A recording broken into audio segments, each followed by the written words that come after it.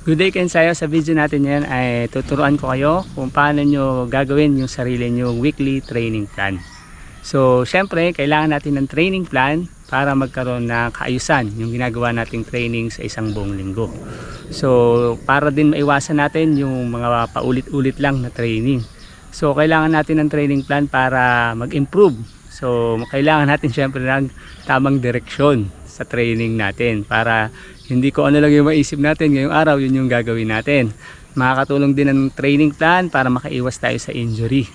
So yun nga, bali ito talagang isa to sa mga magandang paraan para masukat din natin yung improvement natin. Sa akin, sa experience ko noon, nung baguhan ako, syempre wala naman akong alam sa training plan. So basically yun nga, araw-araw tatakbo ka ng pare-parehas na pace, pare-parehas na klase ng pagtakbo. So yun, syempre eventually mag-improve ka dahil from zero, syempre kung wala ka naman physical activities, asahan mo na mag-improve ka. Pero darating yung time na mararamdaman mo na hindi ka na nag-improve. So syempre yun, ito malamang maiisip mo na kailangan mo may baguhin or may dapat idagdag dun sa ginagawa mo sa araw-araw. Ang training plan na ibibigay ko, actually yun nga, disclaimer, alam nyo naman na hindi naman ako coach syempre, pero ito yung basically natutunan ko na i-adjust ko from 5 kilometers hanggang sa ultra distance. So dito ko lang nilalaro yung distance or yung intensity na kailangan kong gawin sa loob ng isang period pag may pinaghahandaan ako ng laro.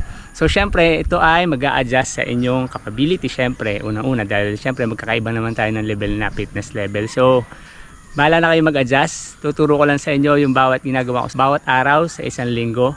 So para lang kayo magkaroon ng idea. So magsisimula yung araw natin sa Monday. So ang Monday ko ay recovery day. Ang bilis no, Monday recovery agad. So mamaya maintindihan nyo kung bakit yung Monday ko ay recovery day agad. So yun nga, di ba may last video tayo, napakalaga nung recovery. Sa recovery para yun makarecover yung body natin galing sa race or sa workout na ginawa natin. So ako ngayon ay, ngayong araw na to, bali Wednesday ngayon, pang-apat na araw na akong hindi nakakatakbo. Sa totoo lang, tas hirap akong tumakbo ngayon. So after nung in-upload kong fun run, so yun, nadali ako na injury doon. So ina-share ko lang sa inyo dahil alam nyo naman, lahat ng bagay na nangyayari sa buhay natin may matututunan tayo dyan, tsak. So ako ngayon nasa state ako ng recovery. So after nito, tsak na may matututunan ako dito, tsak na may i-share ako sa inyo. So yun nga, tama naman yung naging recovery ko last week. So ang problema lang doon ay dahil may bigla ang fun run, so nag-adjust ako ng speed workout. So yun, tumira ako ng speed workout ng Thursday. So doon ako napasama ng interval. So naramdaman ko na doon, and then nilaro ko pa ng Saturday. Kaya yun, maling decision yun na pinagsisisihan ko. Dahil akala ko ng Saturday mawawala yung sakit doon sa race, pero ayun, eventually dun sa video nga na patapos na yun, kalahati anong race, napakasakit na nung right leg ko.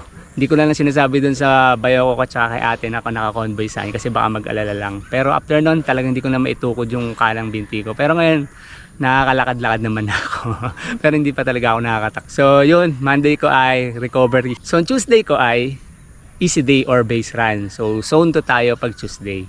So dito natin ginagawa yung conversational pace lang, easy jog lang. So yung nito, yung distance ito magdedepende sa inyo. Ako pangkaraniwan ko pag easy day, pangkaraniwan ko yung 10 kilometers. Bali yun yung pang-araw-araw natin. So syempre, sabi ko nga sa inyo, didepende to sa pinaghahandaan yung event. So pero ito ay pang weekly lang So mag-adjust na lang kayo. So Wednesday natin, dito pumapasok yung speed session natin. Ang speed session natin, so pwedeng interval, pwedeng tempo, or pwede din naman na hill repeats. O yun, tatlo. Pwede sila. Mamimili ka lang doon kung alin yung dapat na paligay mo dapat mong gawin sa araw na yon. So bakit Wednesday ang speed workout? So dahil nakapag-rest na tayo nung Tuesday, di ba? Tuesday ay base run natin. So may enough energy na tayo at saka nakapagpahinga na tayo galing dun sa Monday na recovery, sa Tuesday na base run. So sapat na magkaroon tayo ng interval or speed workout sa Wednesday. So kailangan natin ng speed workout sa loob ng isang linggo. So syempre dito tayo nagbi-build ng speed tsaka strength din, tsaka stamina during high speed na run. So kailangan natin ng speed workout. Yun nga, hindi tayo magiging mabilis kung wala tayong speed workout sa routine natin sa isang buong linggo. So yung Thursday natin ay syempre yun nga, recovery days. Pag Thursday, dahil bugbog tayo dun sa speed workout na ginawa natin, kailangan natin mag-recovery. So yun, recovery. So yun nga, at least 20 minutes, walk, run. So hindi natin kailangan puwersahin yung sarili natin. Pag recovery days, so Thursday yun. So ang Friday natin ay another base run. So base run na naman. Ako at least yun nga, 10K na easy, conversational pace na within zone 2.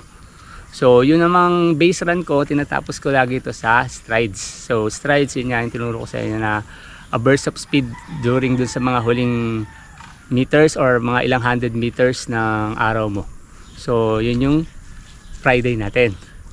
So ang Saturday ko ay ito na. So ang Saturday ko ay rest day. So yung Saturday kasi namin sa akin, sa pamilya namin is nakalaan yun sa bali pagdalaw namin kay Daddy dun sa musileo namin, dun sa pinagtatakbuhan namin. So doon tuwing Saturday, kung may nakikita kayong mga video ko, nakasama ko yung aso ko. So yun yung araw na bali yun na yung rest day ko. Tinatakbo ko lang siya ng around 2 kilometers doon. So easy naman yung takbo namin ng aso. So yun, rest day yun. So hindi ko na siya binibilang na workouts dahil sobrang easy lang naman, tsaka bali pasya lang, lakad lang ng aso, tapos din run. Bali yun nga, may rest day tayo. Bakit naman tinapat natin din ng Saturday? So may dahilan din naman kung bakit Saturday yung rest day natin. Kasi pangkaraniwan dito sa atin sa Pilipinas ay Sunday ang ating mga event. So syempre kailangan well rested na yung body mo pagdating ng Sunday. Pangkaraniwan kasi Sunday yan. So yun, tama lang na magkaroon tayo ng rest day sa Saturday para yun nga, makapagpahinga ka, fully healed yung mga sumasait na mga muscle mo. So pagdating ng linggo ay pangkaraniwang race day yan, sorry. So pwede din naman na kung syempre hindi pa nakaschedule yung race mo, yung Sunday ay magiging mong long run dahil weekend, so pwede siyang maging long run.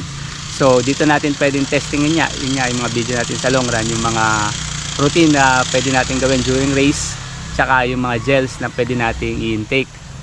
So yun ang dahilan kung bakit Monday agad ay recovery days, dahil yun yung ginagawa ko sa pangkaraniwan. So yun na yung isang buong linggo ko na ginagawa sa araw-araw. So ako nag-a-adjust lang ako bali ng distance tsaka ng intensity, depende sa event na sinalihan ko. So yun nga, ito lang yung basically na pundasyon. So pag nalaman mo to kung paano laruin sa isang buong linggo, so madali ka na makakapag-adjust. Hindi ko sasabihin hindi nyo kailangan ng training plan na mahaba, pero maintindihan nyo na agad kung paano umiikot yung isang buong linggo ng training. So sasabihin ng iba, paano kung kunwari 3 times a week lang sila pwedeng tumakbo. So hindi naman yun hadlang, yung 3 days a week. So pwede tayo mag-adjust doon ng isa is easy. So kunwari Monday ka pwede, so easy sa Monday.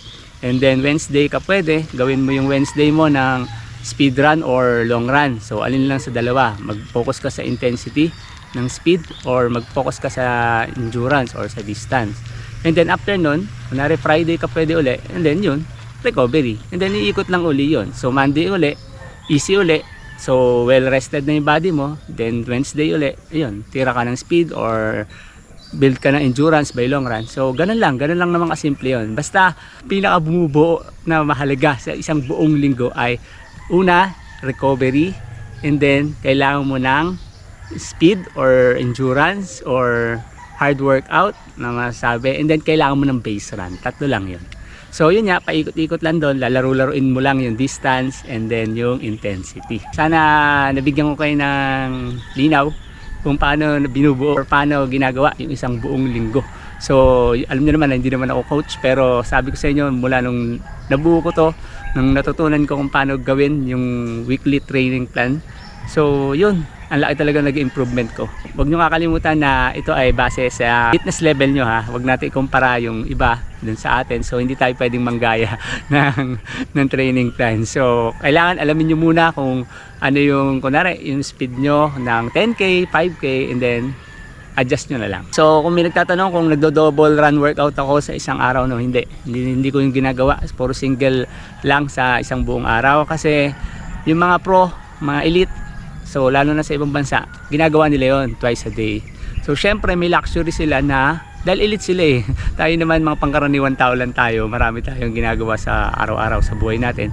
Tsaka yung elite, iba kasi yung training nun. So iba rin yung focus nila sa recovery. So madaling nakaka-recover yung body nila dahil hindi naman sila gumagawa na ng ibang mga gawain sa buhay nila. Dahil yung mga elite, kung alam nyo na sa Kenya, so naka-isolate sila. So wala silang gagawin kundi kumain, matulog, mag-training, mag-recover. Ganun lang. Tayo mga ordinaryong tao, mahalaga talaga yung recovery para sa ating lahat. So dahil nga may mga ibang obligasyon tayo sa buhay natin. So yun, sana nabigyan ko kayo ng tips or ng kalinawan kung paano ginagawa yung weekly training plan natin.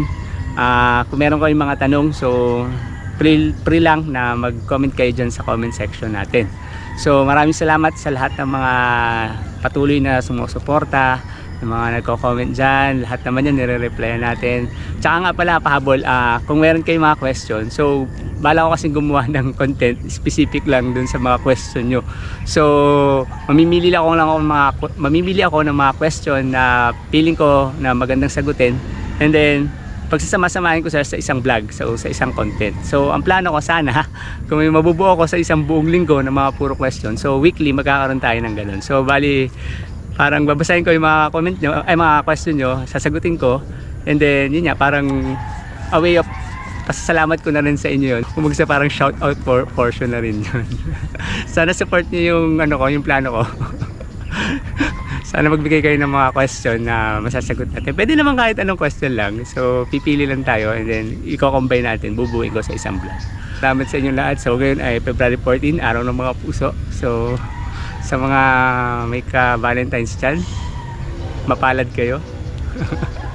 Happy Valentine's sa inyo. So yun, maraming salamat sa lahat-lahat. Dito ko natatapusin yung vlog natin. Nandito tayo sa bukid namin yun. Dahil yun, hindi naman ako nakakatakbo ngayon.